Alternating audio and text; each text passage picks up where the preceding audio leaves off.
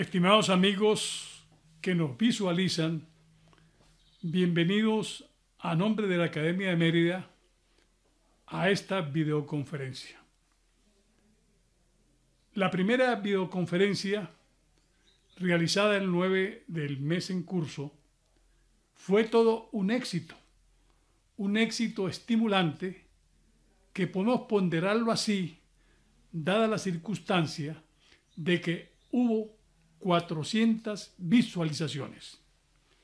Ese aspecto es completamente medular en cuanto a la propia filosofía de la Academia de Mérida, porque desde 1992, año en que se crea la Academia de Mérida, las actividades de la institución se realizaban en los salones de reuniones de la academia, a donde asistían fundamentalmente los académicos, 20, 22 académicos, algún invitado y posiblemente alguna persona interesada que conoció del tema y asistió, se presentó en la academia y por supuesto participó. Pero nosotros teníamos la inquietud de cómo poder desenclaustrarnos y comunicar a la academia con la comunidad. Y parece mentira, pero el COVID nos dio la solución. Y la solución es, casualmente, grabar las videoconferencias de manera tal que no sean exclusivamente los académicos quienes conocen o discuten el tema, sino que sean todos aquellos interesados que se conectan mediante los sistemas ya ampliamente conocidos y difundidos. El tema que va a tratar la doctora es supremamente importante porque es un tema que siempre será de actualidad. La viabilidad de la Universidad Autónoma Venezolana. Yo creo que debo, en principio, manejar algunos conceptos que nos permitan determinar con propiedad y apreciar por qué la autonomía tiene un valor sustancial para la institución universitaria. Ante todo, hay que entender que la autonomía no es una categoría abstracta, es decir, no es algo que está circundando, navegando por encima de la universidad, no, sino que es parte de la universidad misma y la universidad sí es una realidad y es completamente tangible. Esa autonomía nos permite, en primer lugar, adquirir libremente conocimientos y producir investigaciones. Nos permite que desarrollemos ética, estética y poéticamente nuestra espiritualidad y, por supuesto, que mediante el debate inteligente, sin censuras, exponiendo lo que se crea conocer o lo que se crea entender, se produzcan análisis sustanciales de los problemas de la propia universidad, de los problemas regionales, nacionales e internacionales. La autonomía es posible solo cuando la universidad tiene plena libertad e independencia de injerencias de partidos políticos, de gobiernos, de iglesias, de grupos de poder, etc. Porque de esa manera podemos pensar como creamos conveniente, podemos leer lo que creamos conveniente, podemos investigar lo que en nuestra área del conocimiento creamos conveniente, podemos usar metodología para transmitir conocimientos en función de las experiencias que se tienen con anterioridad y que nos dan la seguridad de que la transmisión es completamente correcta y que la asimilación también es completamente correcta. Por otra parte, la autonomía, y esto es vital en las universidades por su carácter contestatario, debe siempre juzgar abiertamente las relaciones de poder, es decir, el poder ejercido por el Estado, porque esas relaciones de poder no son perfectas, pero generalmente los gobernantes tienen tendencia a que se perpetúe, y la idea fundamentalmente es manejarlos críticamente. Críticamente en el sentido de que entendamos que el tiempo no se detiene en un momento dado, sino que el tiempo y la existencia no se detiene en un momento dado, sino que la existencia continúa, causa por la cual tenemos que abocarnos a tratar de generar los conocimientos que sobrepasen lo evidente, es decir, la verdadera investigación universitaria.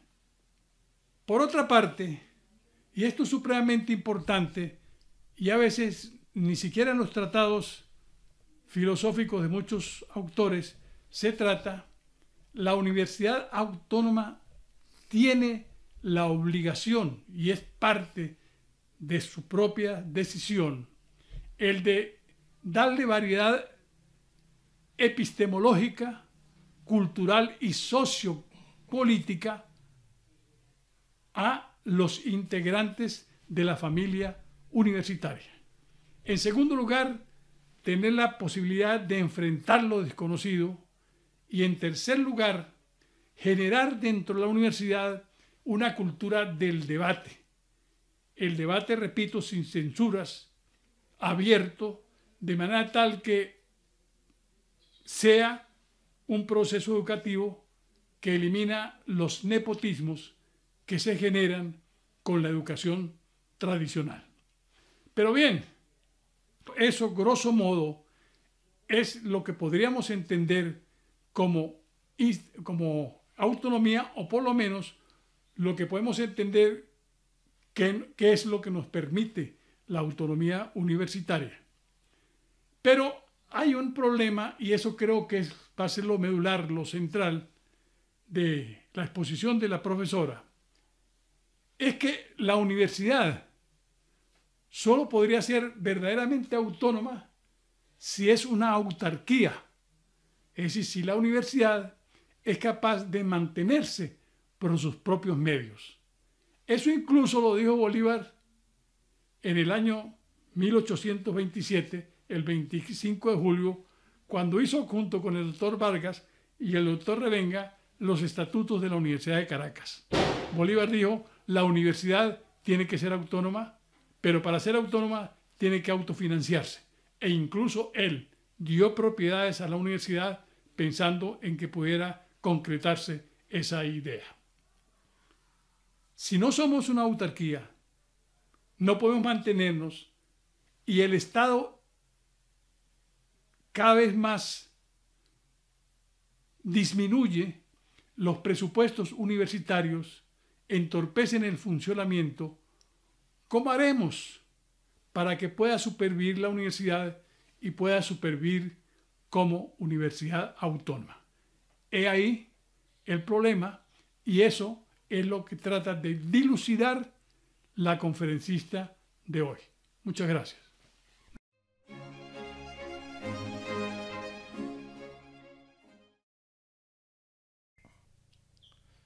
Buenos días.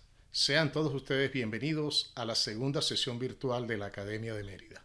En nombre de la Junta Directiva de esta academia, tengo el agrado y el honor de presentar a la doctora Cristi Rangel Guerrero con el tema titulado Viabilidad de la Universidad Autónoma en Venezuela. Es un tema de mucha vigencia y relevancia debido al momento de crisis económica e institucional por el cual atraviesan las universidades venezolanas como producto de las decisiones gubernamentales de los últimos 15 años. La doctora Cristi Rangel Guerrero es economista egresada de la Universidad de los Andes en 1996, es doctora en Economía del Sector Público de la Universidad Autónoma de Madrid, España, donde fue becada por la Agencia Española de Cooperación Internacional y Funda Ayacucho. Realizó un postdoctorado en la Escuela de Políticas Públicas de la Universidad George Mason en Estados Unidos, bajo el auspicio del programa de becas Fulbright. Es profesora actualmente, profesora titular de la Facultad de Ciencias Económicas y Sociales de la Universidad de los Andes, donde dirige el Instituto de Investigaciones Económicas y Sociales. Es coordinadora en Mérida del capítulo venezolano de la organización Transparencia Internacional, donde es responsable de varios proyectos de investigación financiados por dicha organización. Es miembro correspondiente estadal de la Academia de Mérida en el área de las ciencias sociales y ha trabajado como consultora del Centro de Divulgación del Conocimiento Económico, CEDICE Libertad. Es autora de un libro y de varios capítulos de libros, artículos científicos y varios informes, muchos de los cuales tratan el tema de la corrupción en Venezuela. Es experta en temas de federalismo fiscal, descentralización, presupuesto público, transparencia fiscal, gobierno abierto y mecanismos de lucha contra la corrupción. Antes de dejarlos con la doctora Cristi Rangel, les recuerdo que la participación del público está abierta por medio de la sección de comentarios que está ubicada en la parte inferior de este video. No olvide darle un like si le ha gustado esta conferencia. Por otro lado, los miembros de la Academia de Mérida podrán participar también por medio de la cuenta titulada Academia de Mérida en la aplicación WhatsApp que tienen disponible en sus teléfonos celulares.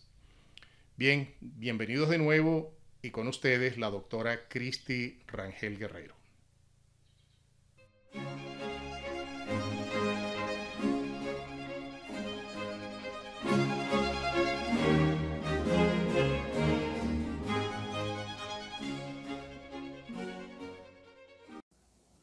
Muy buenos días para todos. Es muy grato para mí compartir en la sesión virtual de la Academia de Mérida con un tema que es relevante para nuestra comunidad, nuestra ciudad y en general para nuestro país. Agradezco a la Junta Directiva de la Academia de Mérida haber aceptado la propuesta de este tema. Viabilidad de la Universidad Autónoma en Venezuela. La situación de las universidades públicas en nuestro país. Luego de la decisión del Consejo Universitario de la Universidad de los Andes de hacer un llamado a procurar el inicio de actividades docentes de pregrado y posgrado a distancia con el uso de tecnologías digitales, se ha abierto un debate en las redes sobre la viabilidad de esta decisión, dado el ambiente laboral de las instituciones de educación superior agravado por la pandemia COVID-19. Es bien conocido por la comunidad académica lo ocurrido en los últimos 13 años. Políticas salariales que aplanaron las diferencias entre escalafones, desmantelamiento de los programas de promoción de la investigación, pérdida del valor del salario, mínimas posibilidades de mantenimiento de las infraestructuras físicas y tecnológicas y total imposibilidad de renovación de mobiliario, equipamiento tecnológico, actualización de softwares, libros, revistas científicas, bases de datos e infraestructuras para la conectividad de Internet y de teléfono. El lapso de tiempo citado, 13 años, obedece a la referencia al año 2007, momento en el que inició la política intencional del gobierno de reducir el financiamiento real de las universidades, intervenir las experimentales y crear instituciones de educación con fines ideológicos sin atender criterios mínimos de calidad y excelencia, en palabras del padre Ugalde, semilleros de revolucionarios clientelares. En años previos a 2017 se consolidó la práctica de usar fondos extrapresupuestarios y a la empresa estatal Petróleos de Venezuela para ejecutar el gasto público. Fue así como se restaron recursos al presupuesto nacional, lo que a su vez se tradujo en recortes de recursos para las universidades autónomas y para los gobiernos de los estados y los municipios.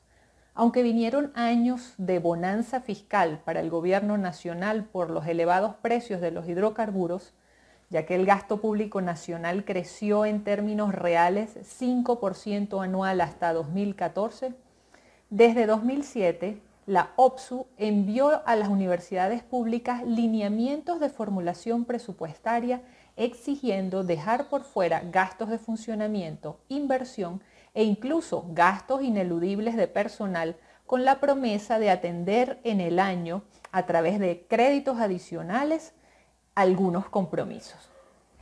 Desde 2007 se recortaron sistemáticamente los presupuestos de las universidades autónomas. Se obligó a sus autoridades a preparar reportes de insuficiencias para algunos conceptos y a negociar con frecuencia, en un contexto de zozobra, el cumplimiento de compromisos laborales nominales, más no reales, mientras se perdía la cobertura de los gastos de inversión y mantenimiento. Sin embargo, El panorama financiero del sector público en Venezuela cambió definitivamente desde el año 2014. La caída de los precios de los hidrocarburos, pero sobre todo de la producción petrolera, así como en la actividad económica global, mermó las fuentes de ingresos fiscales, por lo que se recurrió al financiamiento monetario y al endeudamiento. La monetización del déficit conllevó a la hiperinflación que afectó los salarios de todos los sectores, pero en el sector universitario ya iban 8 años de caída real cuando llegó el tiempo de las vacas flacas. Contexto económico y social en 2020. En septiembre de 2020, las finanzas públicas son más críticas para Venezuela. La contracción económica producida por las medidas de confinamiento se une a la probada destrucción, no solo contracción, de la actividad productiva petrolera y no petrolera en la que el Estado participa. Además, el país está en default desde 2017.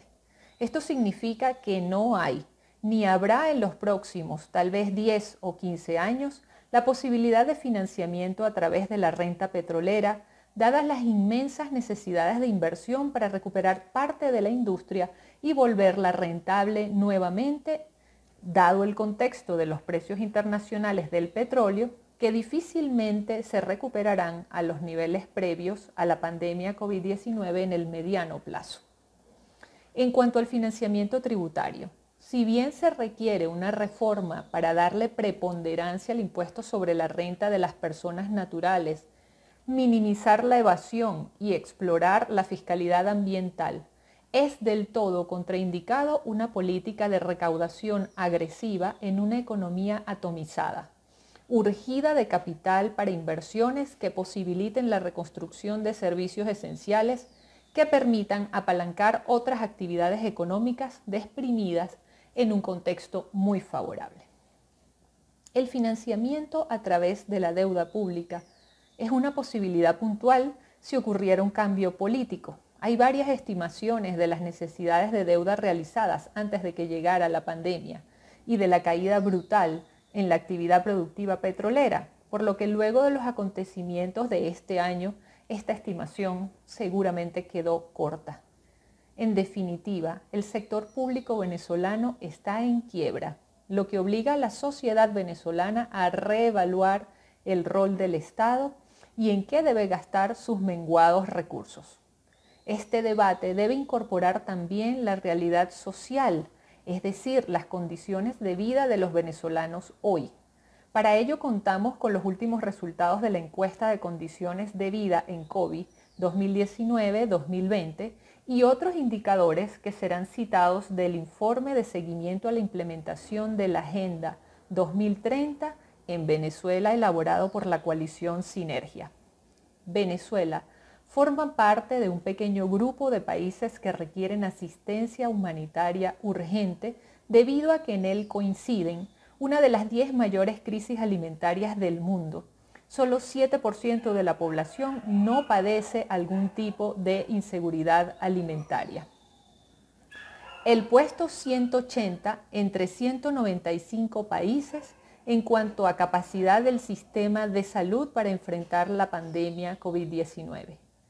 Venezuela ha sido clasificada en condiciones de alta severidad en el índice de severidad de las crisis humanitarias desarrollado por ACAPS, con características de crisis regional que afecta además a Colombia, Ecuador, Perú, Brasil, Trinidad y Tobago. En diciembre de 2019, la Oficina para la Coordinación de Asuntos Humanitarios de la ONU publicó el Panorama Humanitario Global 2020, en el cual por primera vez se reporta a Venezuela junto con Haití. Migración desesperada, personas forzadas a migrar sin planificación, sin los documentos requeridos y sin ninguna garantía de acogida en el destino elegido. Venezuela es el país más pobre de América Latina. 96% de la población es pobre de ingreso y 54% padece pobreza multidimensional. En educación, el 86% de los niños, niñas y adolescentes están matriculados en instituciones educativas, pero 40% deja de asistir por fallas en los servicios básicos o falta de profesor. Según ENCOVI, han crecido los riesgos de exclusión educativa entre quienes no pueden mantener una asistencia regular a clases, es decir, el 40% de la población, o aquellos que registran un severo rezago, un 18% en el grupo de 12 a 17 años. Desde 2016, el programa de alimentación escolar PAE para niños de 3 a 17 años no llegaba al 60% de los planteles. Las políticas públicas en educación, los aportes desde la doctrina económica. La educación es un derecho que debe disfrutarse sobre la base de igualdad de oportunidades. Pero para hablar sobre políticas educativas es necesario hacer una separación de los niveles educativos a la hora de hacer valoraciones. De hecho, el artículo 26 de la Declaración de los Derechos Humanos establece en su primer numeral: toda persona tiene derecho a la educación.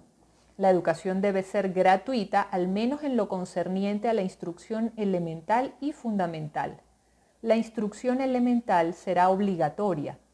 La instrucción técnica y profesional habrá de ser generalizada. El acceso a los estudios superiores será igual para todos en función de los méritos respectivos. En este instrumento se establece el derecho a la educación de forma general, pero se afirma explícitamente que debe ser gratuita en la instrucción elemental y fundamental. El Pacto Internacional de los Derechos Económicos, Sociales y Culturales, PIDESC, concibe el derecho a la educación como aquel que incluye el derecho a la enseñanza primaria gratuita y obligatoria y a la enseñanza secundaria y superior generalizada, accesible y progresivamente gratuita, y el derecho de los padres de escoger la escuela de sus hijos. El libro de Albi y González Páramo y Zubiri, Economía Pública, coincide en la justificación de la acción del sector público en la provisión de la educación inicial y primaria por las siguientes razones. Genera externalidades positivas indiscutibles. No solo se beneficia quien recibe la educación, sino también hay beneficios sociales y económicos en el colectivo donde hace vida esta persona. Es un bien preferente, entendido como aquel en el que los destinatarios del bien suelen no valorar suficientemente estos bienes o sufrir de lo que se conoce como miopía del consumidor. Por eso el Estado obliga su consumo. Es una herramienta para garantizar la igualdad de oportunidades y fortalecer el capital humano, lo que promueve equidad, superación de la pobreza y crecimiento económico. Al respecto, un trabajo reciente, editado por el Banco Interamericano de Desarrollo, el discutir sobre la distribución del gasto público en educación por niveles, de forma que se logre la mayor eficiencia social, afirma que priorizar el financiamiento de la educación pública en la etapa inicial, 0 a 5 años, parece arrojar los retornos sociales más altos, puesto que las inversiones que se realizan en los primeros años de desarrollo infantil pueden aumentar el retorno de las inversiones realizadas más tarde en la vida.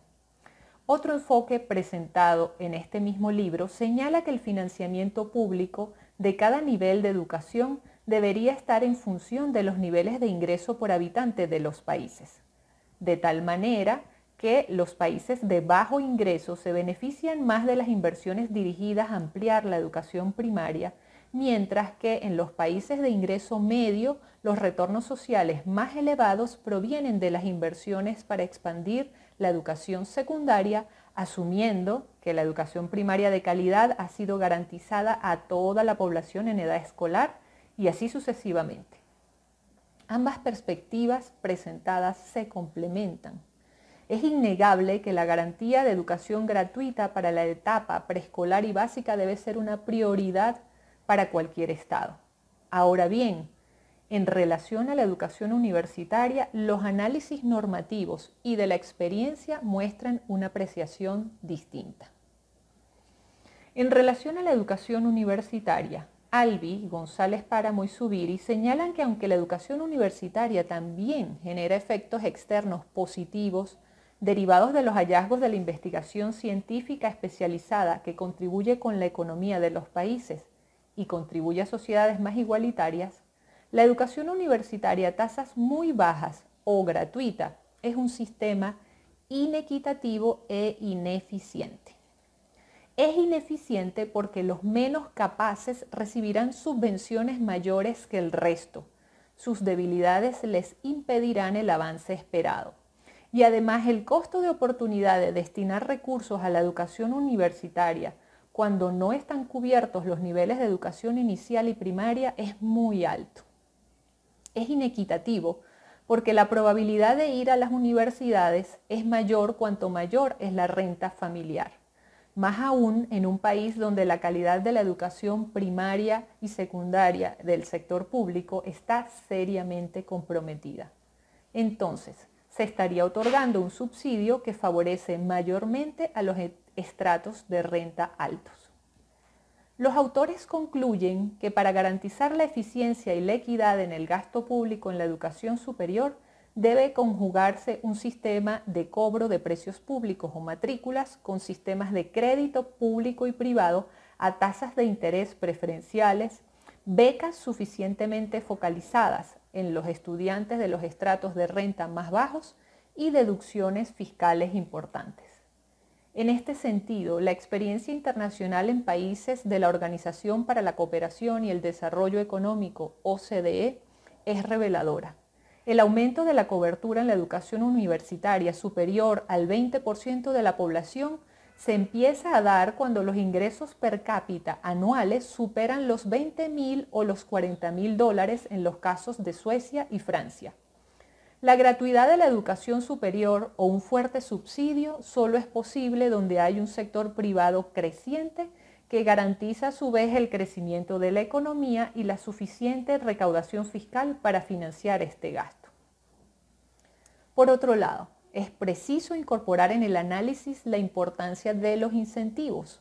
Ha sido también suficientemente demostrado que la gratuidad en el acceso a bienes y servicios conlleva a una subvaloración de tales bienes y servicios por parte de los usuarios.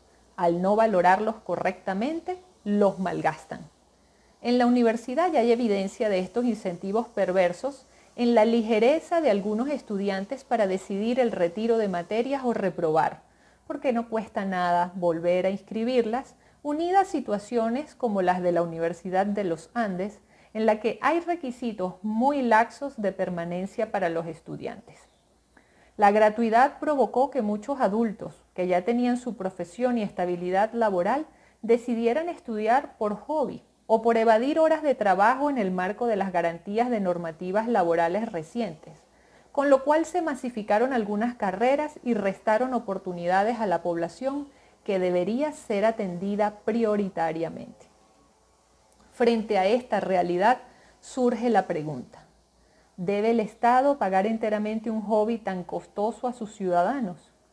También la gratuidad ha provocado que los estudiantes poco estén dispuestos a exigir altos estándares de calidad a sus profesores y menos aún denunciar casos de corrupción como la inasistencia sin justificación a clases, el cobro indebido por guías de estudio como requisito para aprobar la materia o la extorsión con exigencia de favores sexuales, entre otros.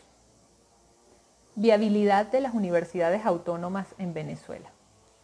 Considerando conjuntamente los elementos presentados, el deterioro de las condiciones de trabajo en las universidades públicas, la menguada situación de las finanzas públicas en Venezuela, o se puede decir abiertamente la quiebra económica del Estado, la emergencia humanitaria que exige actuación prioritaria del sector público para atender a los grupos de población que se encuentran en alta vulnerabilidad, la destrucción de la industria petrolera y contracción económica general que requiere el rescate de los servicios de electricidad, agua, transporte, telecomunicaciones, etc. Considerando además los aportes desde la doctrina económica del sector público y de los análisis de la experiencia internacional sobre el financiamiento de la educación, separando las valoraciones según los niveles de educación y los resultados en eficiencia y equidad, se plantean las siguientes interrogantes. ¿Debe el Estado financiar enteramente la educación universitaria en Venezuela? Los hechos demuestran que desde hace años dejó de hacerlo y los profesores y trabajadores con vocación y no sin grandes sacrificios son los que han mantenido activas las universidades hasta antes de la pandemia. También hoy día un grupo está manteniendo los sistemas administrativos que posibilitan que la comunidad cobre sus salarios y otros están procurando poquísimas actividades docentes y de investigación con sus esfuerzos no remunerados. Pero volviendo a la pregunta formulada sobre si debe el Estado venezolano financiar enteramente la educación universitaria, si la respuesta es positiva, debe responderse entonces otra pregunta. ¿Puede el sector público en Venezuela, quebrado, sin garantías de acceso a fuentes de financiamiento, sin posibilidad de aplicar una reforma tributaria agresiva con la economía contraída, seguir ofreciendo la educación universitaria gratuita? Es preciso comprender que para que las universidades tengan infraestructuras mantenidas, sueldos acordes para todos los trabajadores universitarios, acceso a bases de datos, tecnología y atraer a los mejores talentos, se requieren recursos económicos. Es verdad que el régimen tomó una decisión a partir del año 2007 que restó recursos a las universidades autónomas, pero en este momento, en el año 2020, aunque las autoridades en el poder quisieran cubrir completamente la financiación de las universidades, no está el dinero y las prioridades del gasto creo que deberían estar claras dadas las características sociales y económicas del país ya descritas. Si aún no hay acuerdo al respecto, quedan las opciones de un financiamiento sustentado en mayores impuestos que los que se pagan ahora, o seguir profundizando el modelo extractivista para desangrar aún más los territorios del arco minero del Orinoco. Pero todos los contribuyentes deberían pagar impuestos más altos para que un grupo de la población, que mayoritariamente pagó sus estudios del nivel básico y secundaria en escuelas privadas, vaya a la universidad. Debemos insistir en el extractivismo para sostener al Estado que históricamente ha abusado de su poder redistribuidor. ¿Acaso no es lógico que quien recibe y quiere un servicio pague por él y lo valore? La tesis propuesta en esta intervención surge de un genuino interés como universitaria de que la historia de las universidades públicas en Venezuela, entre ellas la historia de los 235 años de la Universidad de los Andes, no acabe en una muerte de mengua que puede evitarse. No es sostenible que los profesores y trabajadores solo reciban un salario emocional por la gratificación de trabajar en su vocación, mientras padecen y ven padecer a su entorno familiar por carencias básicas. No es sostenible que vivan de la caridad de sus familiares en el extranjero, porque es una situación de excesiva vulnerabilidad que las contingencias como la pandemia por el COVID-19 dejaron al descubierto.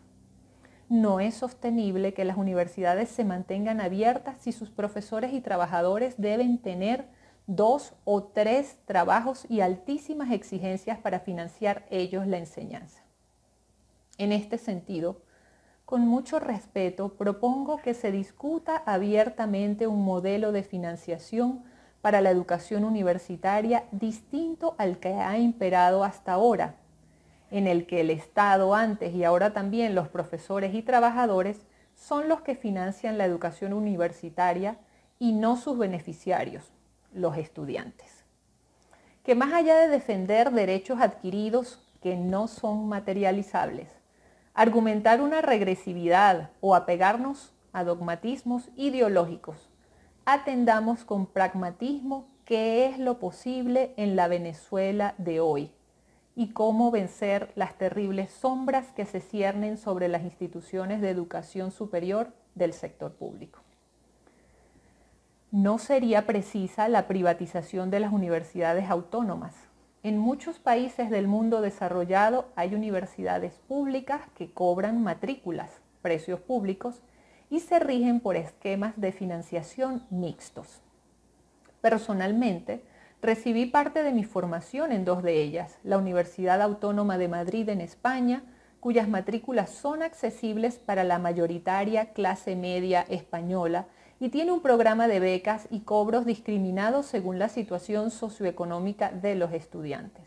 También estuve en George Mason University, en Estados Unidos, Universidad del Estado de Virginia, en la que se conjugan los créditos educativos de la banca y tarifas discriminadas también según la situación del estudiante y su rendimiento. Quiero significar que defiendo la protección de los estudiantes de bajos ingresos que tienen las bases de una educación de calidad en los niveles previos y que muestran con rendimiento su alto compromiso con la formación. Este sería un porcentaje de la población estudiantil y no toda la población. Al respecto, el padre Ugalde escribió: las escuelas y las universidades que esperan que las salve y financie por completo el Estado no tienen futuro. No ha sido la intención abordar en este foro virtual de la Academia de Mérida el modelo de financiación más conveniente, ni habría tiempo de hacerlo, pero sí hacer un llamado de atención sobre el debate que debemos realizar para que más temprano que tarde cambie el modelo existente de financiación que no es sostenible, que nos ha paralizado y cuyas esperanzas se abrazan a las peticiones al gobierno para que garantice lo que, aún queriendo, no puede garantizar. Como muchos de los demócratas venezolanos, también estoy convencida de que es fundamental el cambio político para resolver la mayoría de los problemas que nos aquejan. Sin embargo, me temo que este cambio no será suficiente para que sea posible retomar las actividades de docencia, investigación y extensión en las universidades con condiciones dignas para su comunidad si no se piensa en un cambio de modelo. Es un error insistir en la ilusión del Estado rentista sustentado en la explotación de recursos naturales. Muchas gracias a todos por su atención.